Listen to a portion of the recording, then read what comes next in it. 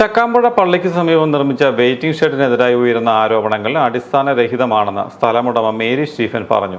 പഞ്ചായത്തുമായി ഉണ്ടാക്കിയ എഗ്രിമെന്റിൽ ഇവരുടെ തന്നെ പേരിലുള്ള മറ്റൊരു സർവേ നമ്പർ ഉദ്യോഗസ്ഥർ തെറ്റായി രേഖപ്പെടുത്തിയിരുന്നു. എന്നാൽ രണ്ട് സ്ഥലങ്ങളും മേരിയുടെ തന്നെ പേരിലുള്ളതാണ്. തങ്ങളുടെ വീടിന് മുന്നിൽ അരനൂറ്റാണ്ടിലേറെ കാലമായി നിലവിലുള്ള ബസ് സ്റ്റോപ്പിൽ ഒരു വെയിറ്റിംഗ് ഷെഡ് ഉണ്ടാകണമെന്ന ആഗ്രഹത്തിലാണ് സ്ഥലം വിട്ടു നൽകിയതെന്ന് മേരി പറഞ്ഞു. തങ്ങളുടെ ആവശ്യം വാർഡ് മെമ്പർ മുൻകൈ എടുത്ത് Jose K Mani M P അറിയിക്കുകയും അദ്ദേഹം വെയിറ്റിംഗ് ഷെഡ് നിർമ്മിച്ചു നൽകുകയുമായിരുന്നു. എന്നാൽ സ്ഥലം കയ്യേറി വെയിറ്റിംഗ് ഷെഡ് നിർമ്മിച്ചു എന്ന തരത്തിൽ ചില സാമൂഹിക മാധ്യമങ്ങളിൽ വന്ന അധിക്ഷേപങ്ങൾ നിരാശാജനകമാണ്. തെറ്റായ വാർത്തകൾ പ്രചരിപ്പിക്കുന്ന മാധ്യമങ്ങൾക്കെതിരെ നിയമ നടപടി സ്വീകരിക്കുമെന്നും മേരി സ്റ്റീഫൻ പറഞ്ഞു. എൻ്റെ പേരിലുള്ള സ്ഥലമാണ് ഞാൻ ഈ വെയിറ്റിംഗ് ഷെഡിന് കൊടുത്തിരിക്കുന്നത്. ആർക്ക് എന്നാ രേഖ വേണേലും പരിശോധിക്കാം. ഇതിൻ്റെ ആധാരവും കരം കെട്ടി പറ്റിയിട്ടും എൻ്റെ പേരിലാണ് നിർമ്മിച്ചത്. സ്ഥലം കയ്യേറിയാന്ന് പറയുന്ന വ്യാജമാണ്.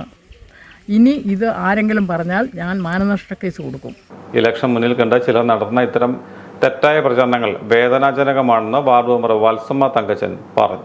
വെയിറ്റിംഗ് ഷെഡ് പണിതിരിക്കുന്നത് മേരി സ്റ്റീഫൻ എന്ന വ്യക്തിയുടെ പേരിലുള്ള സ്ഥലത്താണ് വെയിറ്റിംഗ് ഷെഡ് പണിതിരിക്കുന്നത്.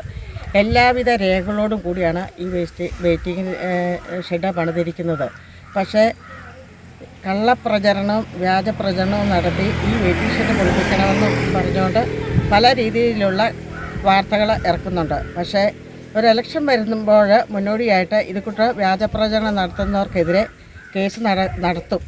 അത് നിയമ നടപടിയായിട്ട് തന്നെ മുമ്പോട്ട് പോകുക തന്നെ ചെയ്യും.